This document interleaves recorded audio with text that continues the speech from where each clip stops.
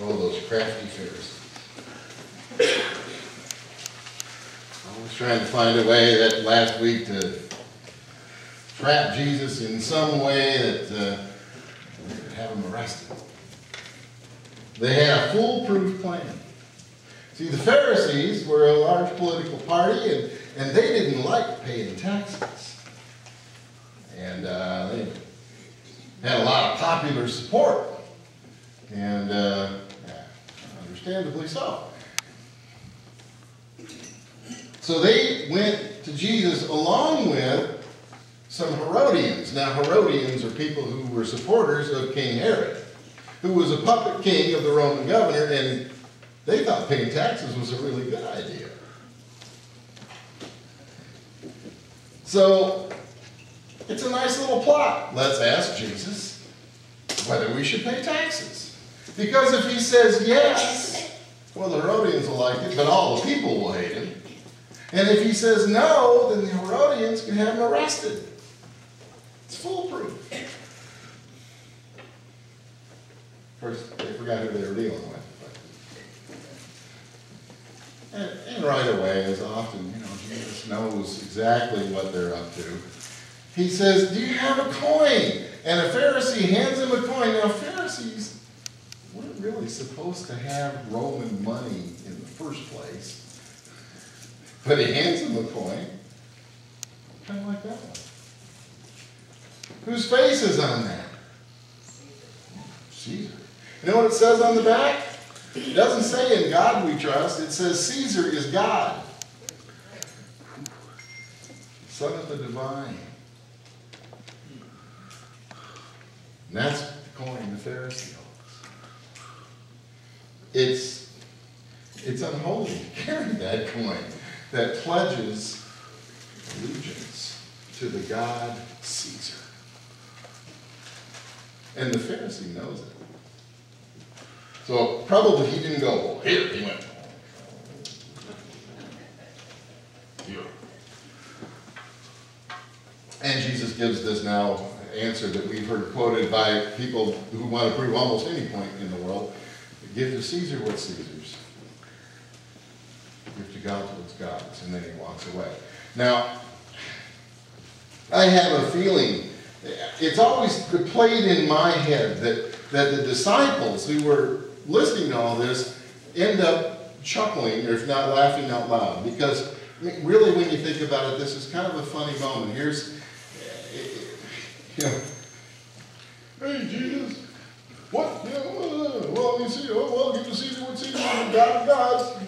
And the Pharisees are, and the disciples are going, hey, you really got that time. But I do know that for Matthew's readers, this was an important text because the Pharisees were really the only political party that survived the destruction of Jerusalem, and they operated out of the synagogues, and that's the folks that the newfound people of the way were arguing with about who Jesus was. And here's one of those examples where Jesus outwitted the Pharisees, and boy, that's a good argument fodder. So it was important for them. It's still an important text for us. Today we're having Stewardship Sunday, in case you didn't know. In fact, when you leave, I believe there are pledge cards out there for you to take home and prayerfully consider. Because we're going to talk about money today. One Sunday a year, we're going to talk about money. We're going to talk about giving Caesar what's Caesar's and to God what's God's. Okay? Can you bear with me for a minute as we do that? A long time ago, people came to this area and they settled this little place. They called it some shingle digging. Who came up with that? Did they dig for shingles, or I don't know? Strange images.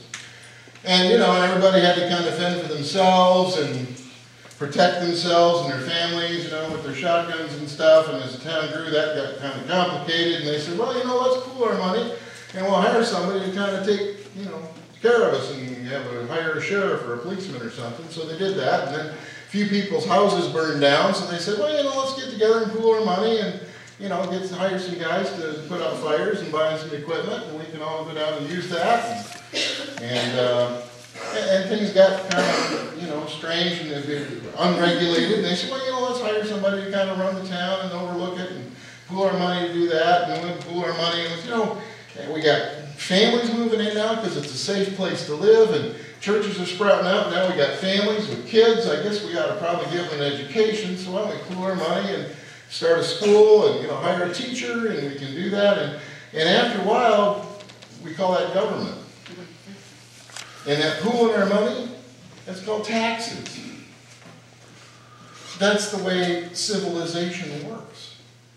We pool our money so we can better provide for everybody rather than every man for himself, which, I guess it's fun to watch in the old Western movies. But would you really want to live there? Oh, they shot Dad again.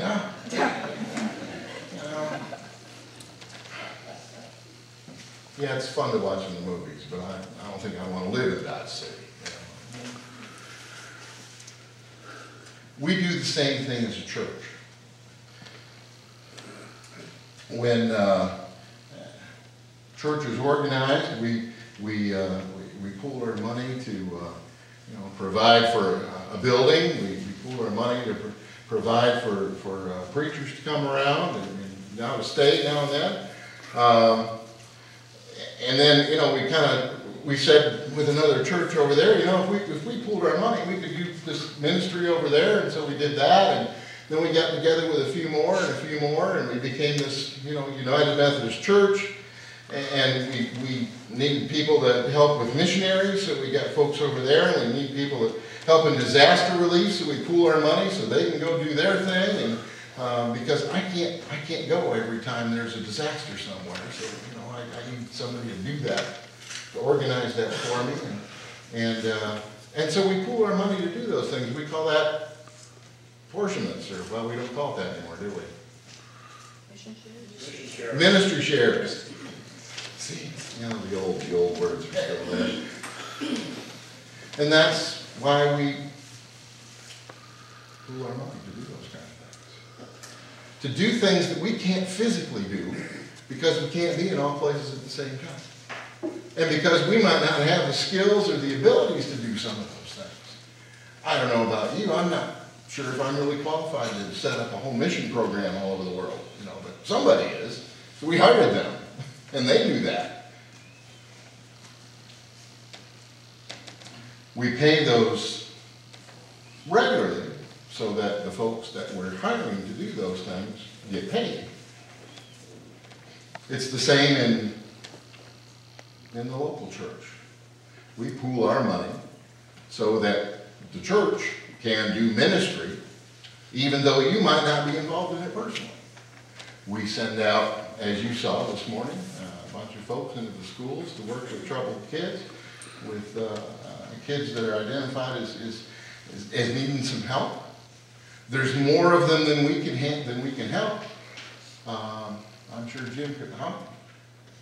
How many do they have in the pool this year? About 35. Okay. And we're at 26. There's still some kids that could use a mentor. We pool our money to make that happen, even though we might not personally be involved in it. We have a food bank that reaches out to a lot of people. If you're here between Tuesday and Friday mornings, just come down and sit one morning and watch. It gets busy down here, doesn't it, Karen? We pool our money to help other people in our community. There's a lot of ways that we put our money together so that we can provide a space for us to meet, so that we can provide for staff to get things done.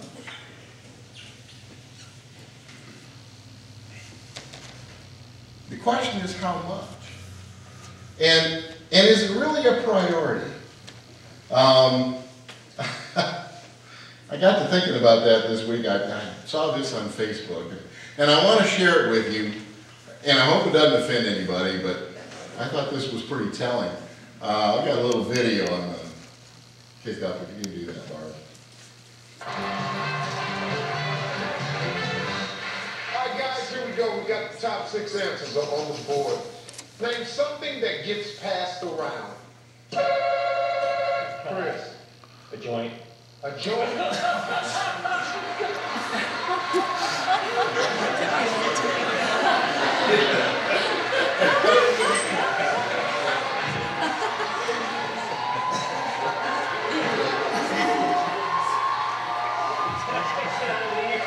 Yeah.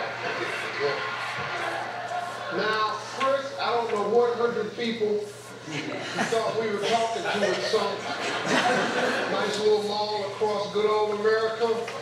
But I'm pretty sure the people didn't tell the survey people, hey, an illegal drug. Turn around and see how many weed heads are out there with Chris. A joint.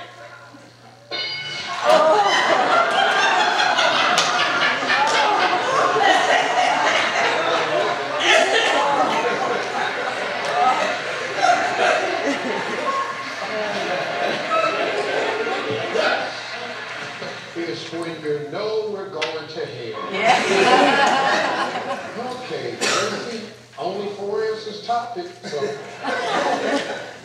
The collection plate at church.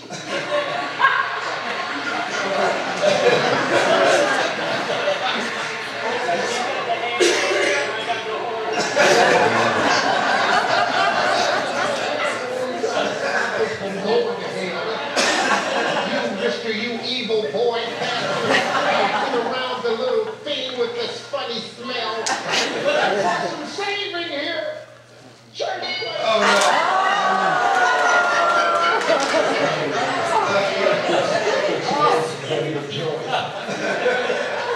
This is not good. This is not good. I'm just gonna, you just go over it. They're gonna play this.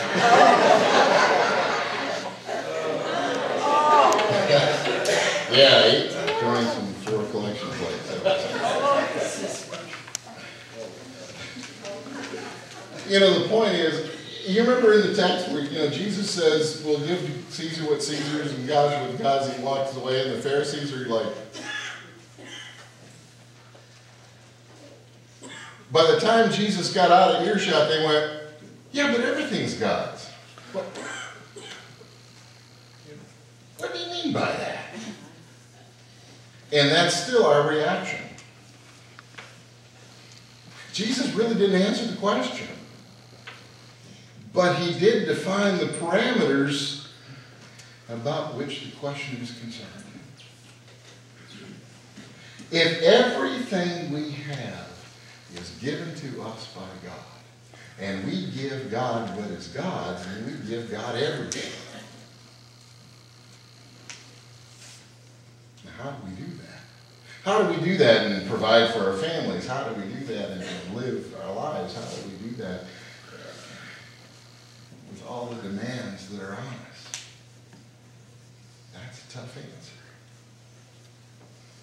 Tough question. How do we prioritize what we do here as important to each of us in our lives? There are people who prescribe by that wonderful formula from the Old Testament to give a tithe, 10%. Now, giving 10% is wonderful. If everybody did it, we wouldn't have any problems. But giving 10% is a little bit easier for folks that are on the upper end of the scale and on the lower end of the scale. Because percentages are funny things. When you don't have much to start with, 10% is a bunch. And when you got plenty of extra, 10% not much at all. Let me put it this way. If you're making $10,000 a year and 1,000 of that you're going to give away, that's pretty tough. If you're making 100,000 a year and you give away 10, you still got 90,000 left, which is, for that person making 10, a whole bunch of money.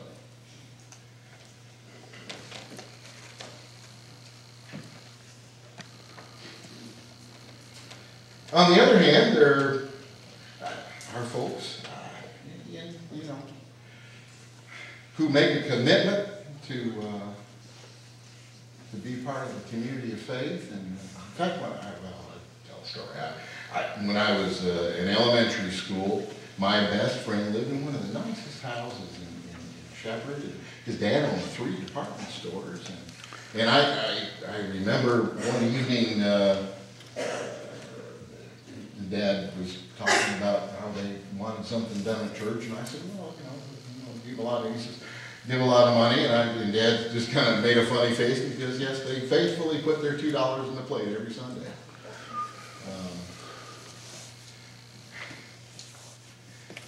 Sometimes we get our priorities mixed up.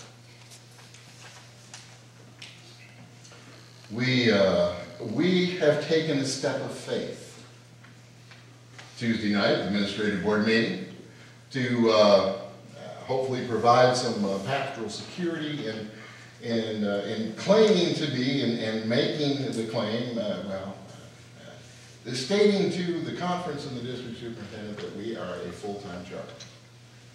Now that's a bit of a step financially, not a huge one, but when we're already looking at, well, we have a lot more outgo than we have income on a regular basis, that was a further leap of faith.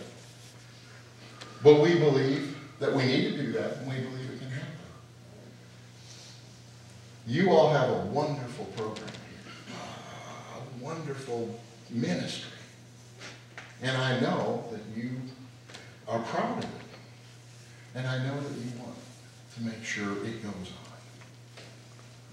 So when you get those pledge cards, pray over it. Think about it. Look at your budget. Look at what you can do. When we become members of the church, we pledge to give our support through our presence. You're here. And most of you are always here when you need to be. Your prayers. And even when money's not available, prayers are always coveted. Your gifts. And that's not just monetary gifts. That's your talents, your gifts, your graces, your skills. All those things we use communally. To teach, to preach, to sing, to do liturgy, to play, to all the other things. Our service. And you saw many who are giving their service this morning. And a new one's been added, our witness. Now, I don't want this to sound crass. I was a commissioned salesman for a long time. And if I needed more money, I needed more customers. That was one way. Either that or sell more suits to the guys I already had. But usually it was easier to get a few more customers. Now I don't want this to come out wrong. But part of our commitment to each other is to witness to those in our community. To bring more people into relationship with Christ.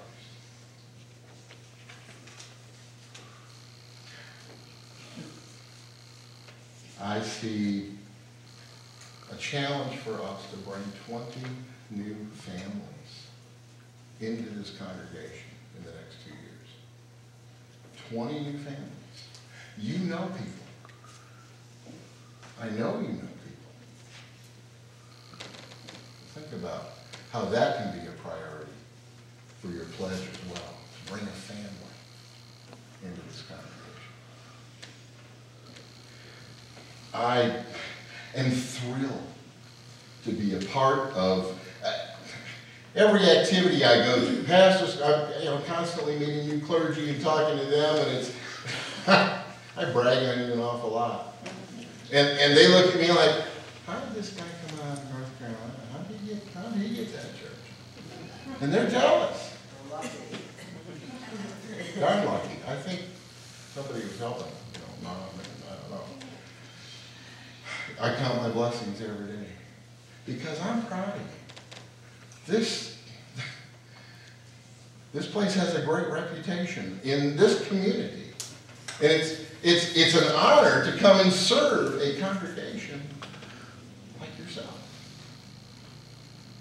But my job is also to challenge you, to be better than you think you can be, to be greater than you think you can be, to do more ministry than you think you can, to be the presence of Christ in this town, in Waterville, in this area. You know, our parish is really pretty big.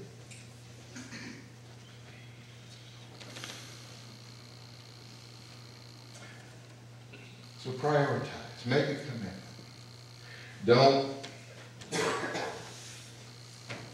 Don't stand there like the Pharisees and go,